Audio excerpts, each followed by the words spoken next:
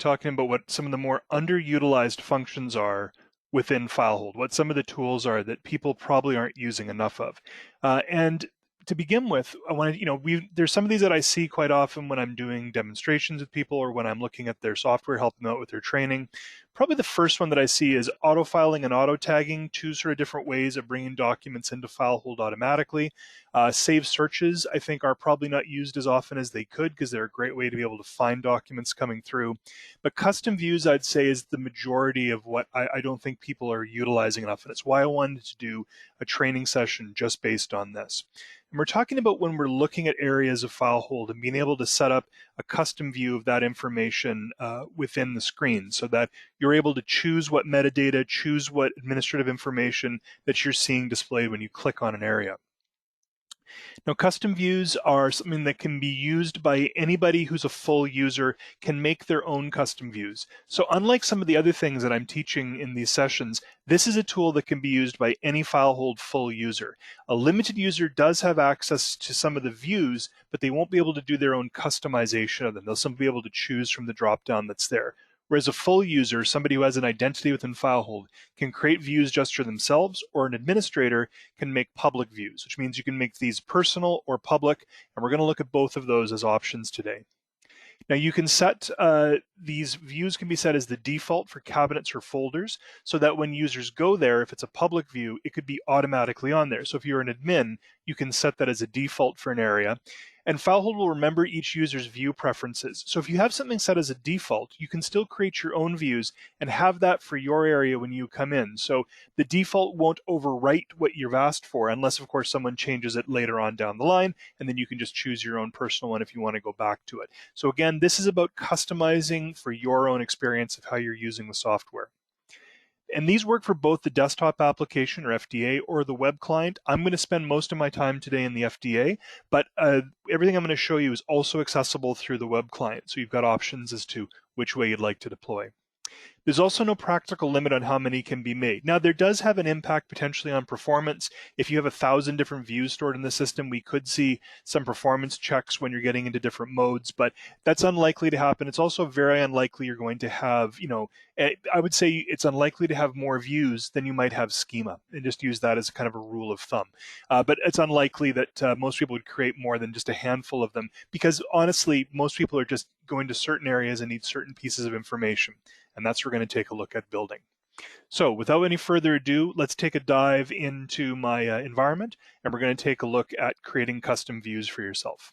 So let me just escape out of that there, and we're going to go into the desktop application, and here we are. So we're taking a look at one of my folders, which is in an accounting zone. Now I'm using right now my default view. You can see the views up here. And when I open this up, you'll see that I have a wide variety of pre-built views as well as a number of custom views that I've built in here. So some of these are public ones and some of these are just mine.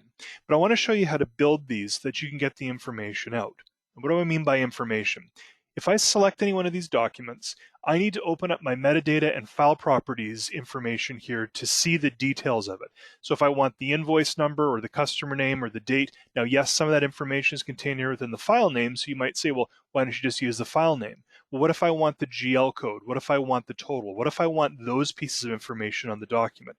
Or maybe there's some of the information that FileHold is holding about these documents, such as the library status or its ID number or what its format is, and I want to have that on display here for my information. I can also get FileHold to give me those details as well. Now, this is particularly important. I know some people, especially when they're starting this up, they look at all these different documents and you say, I've got 35 documents. If I want to break these down, I need to go into each one of these for the metadata and take a look at them and try to do comparatives. I could also do that through search, obviously, to find information. But let's say I want to look at this and display the information for me in a way that makes more sense for me in an invoice-centric view, or whatever piece of information makes the most sense for you. I don't want to focus too much on the idea of invoices. Instead, I want to focus on this idea that I can customize this to give me the experience I'm looking for. There's two different ways to get into the view settings. I'm going to start with that. So I want to show you the menu way of doing it first. So I can come up here to File, I can go over to Preferences and Settings and choose my view preferences, and then I can choose which view type I'm looking for, so which area view I want it to be. And if I open up this drop-down, you can see some of the different areas. So for instance, if I want to see something in my checked out documents, document alerts, document reminders, these are all up in the My FileHold section. Document tray, which is down here, how I display the information in the document tray. What I have in the folder list, that's anything that's within the library or anything that's within the archive, that's part of the folder list. That's what we're going to be looking at in a second. Before I get to that, the inbox, which is at the top of my library, the linked documents list, which is the pop-up that appears here when I look at a link for a document. Anything that's in my favorite, that's up in the My FileHold section, along with the recently accessed, recently added. Search results, really powerful one. We're definitely going to come back and look at that in a moment. Virtual folder, if I have any virtual folders that I'm using, or my workflow when I'm looking at my list of workflow documents that appear when I'm in a workflow mode. So because I want to modify my folder list, I can choose folder list, and then it presents me with whatever I'm currently in. So if I'm in a folder, like I am now, it's going to present to me the one that I might happen to be in or my personal view, depends on what I'm doing for the settings. Now when I'm going at this through the global view preferences, it's probably going to load it into the My Personal View, which is the customized view that you make for yourself as you go. And then you can choose a different view if you'd like to have that accessible. So if I wanted to modify, for example, my email view, or if I wanted to modify when I'm looking at HR policy documents, I could choose that and then manipulate the documents from there. The second way to get into the view preferences, and sometimes this is faster and more convenient for people, is just to come up into here. Now I'm just in the space between the ribbon up top and the documents down below, right where it says document name. You can click anywhere into there, right click on that area, and then it's going to open up a menu, and I can choose from that menu which of the options I want to look at. So we've got group by. So if I want to cluster documents, I can always use this. I'm going to come back and show you that in a moment because the group by is a powerful tool. But let's first make ourselves a view. We've got add or remove columns if I want to ad hoc add any of my metadata columns onto this. So you can see a complete list of all the metadata that I have in the system, and I have a ridiculous number of metadata fields because it's a demo system. So I've got all these kind of different fields, and I could choose any one of these just to add in as an ad hoc view, modifying my personal view as I go. So you can do this at any point, just if you want to look at one field temporarily. But what I really want to do is go up here to the very top, and the first item is reorder columns. And if I select reorder columns, then it's going to give me that same My Global View preferences, only now it's loaded automatically to the folder list because that's where I've selected this. And it's already loaded the view that I have active because that's what I had active. So this is a fast way to get to this and with less settings to have to do. So right-clicking on that menu is a faster way to get into this mode. Having done this, we are now going to create ourselves a custom view. Now, before I get into that, I want to point out that in the background here, you can see that I've got my metadata open, which shows my available fields that I have for this document. That's a really useful tool because this lets me then see what fields I want to add in. We're going to come to that back to that in a second, but I wanted to show you in the setup, I always try to make sure I have one of the documents selected that I like the view of, and I like to see the metadata in the background. That makes it much easier for me to add the fields to it. All right, so we're going to add a view to this, or I could select a view and edit it, but we're just going to go to add.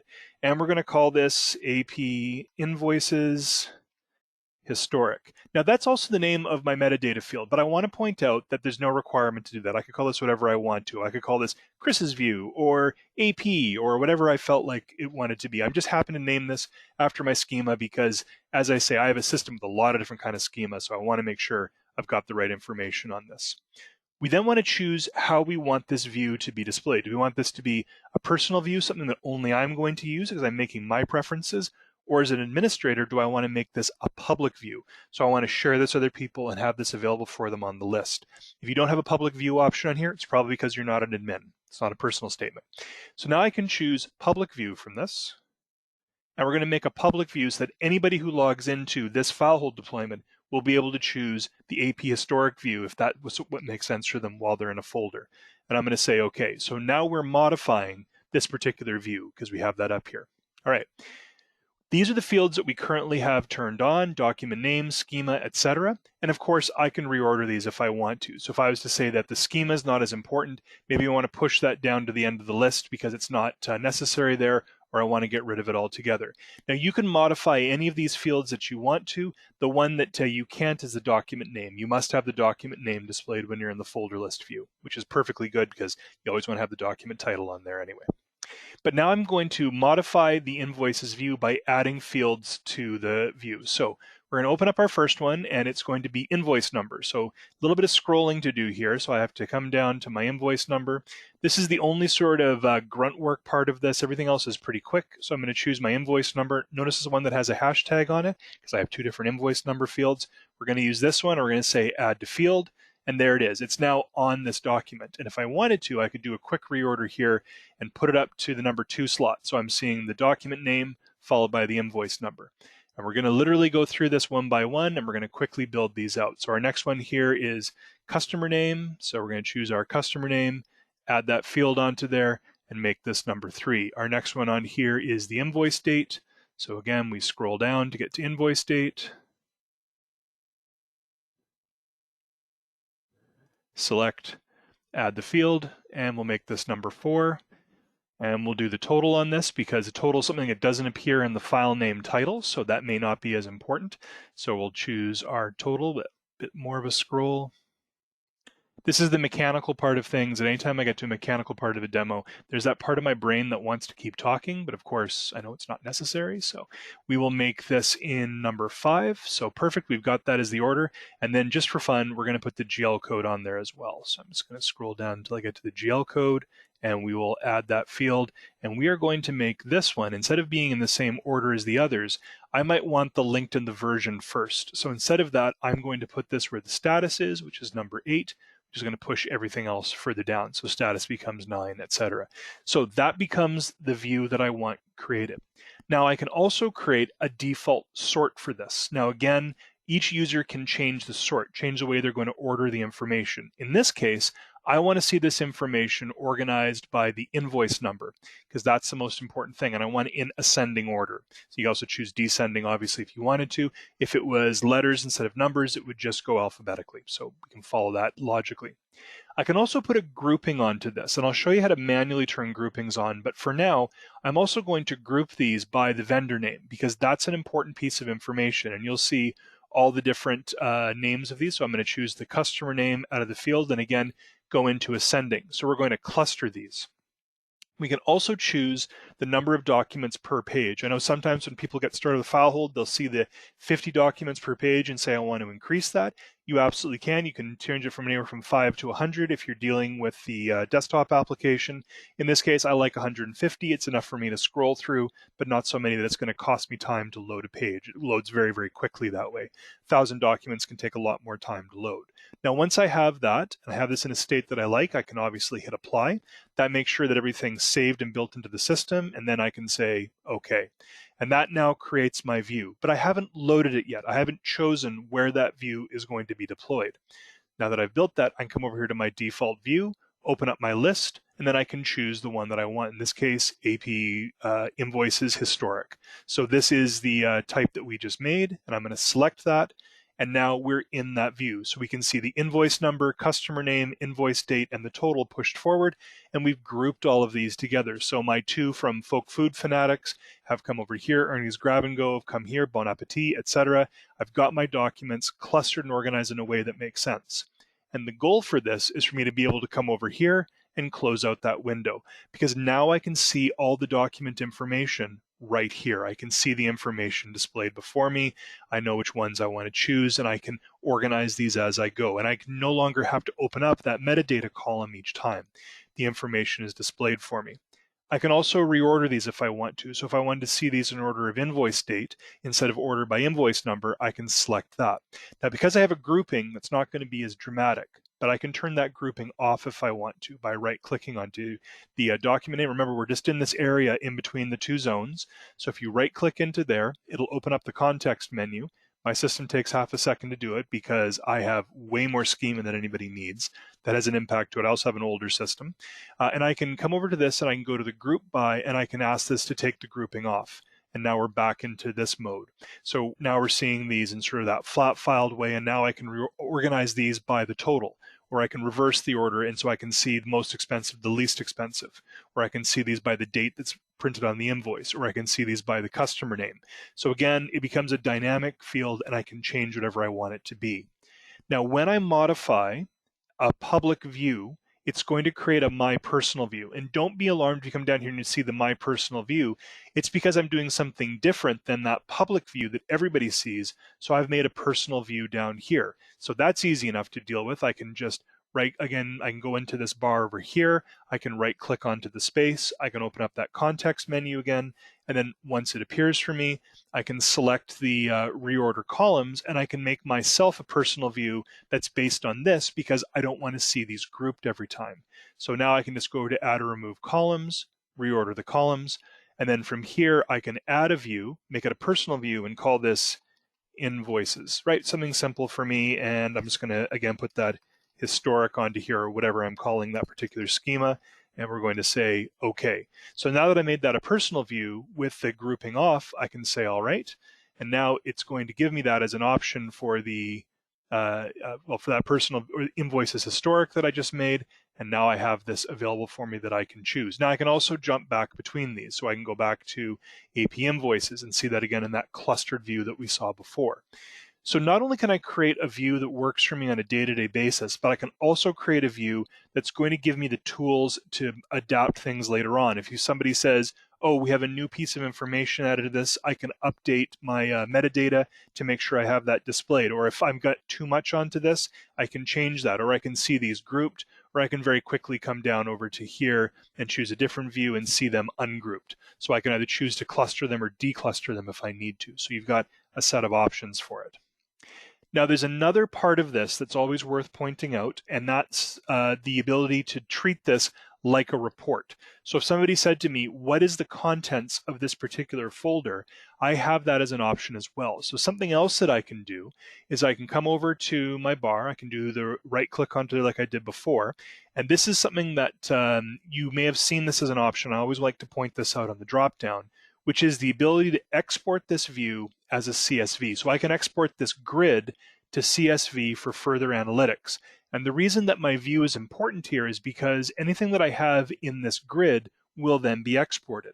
So if I want to treat this like a reporting tool, if I want to show someone what the contents of this are, or pass this off to a CSV, which of course you could open with Excel or whatever you wanted to, then having the view set up properly for myself makes this a lot easier to work with. So you always have this option, export a grid to a CSV. You can choose the location for it. So I might put this onto my desktop, and we'll call this webinar. And of course I can't spell, so call it webinar, and we've got our CSV exported. So now I can open that up and look at that in Excel or whatever analytics software that I need to do. So again, we're not just capturing documents here, we're also doing ad hoc reporting based on information that I may need. So maybe instead of this being my working view, maybe I have a view that I only use for when I'm pulling that report, and that's the view I put it into to be able to do the export. You can right click on any of the folders over here and say set the default view.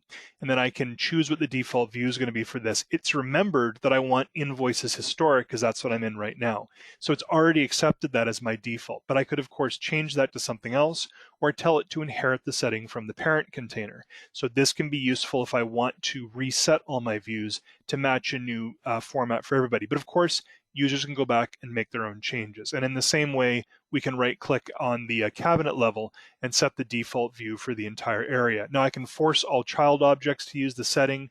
I can use a global default view, so whatever my standard one is, I can use that. But in this case, I don't want to make any of those changes because I want to just allow each of my users to choose their own views for that. All right.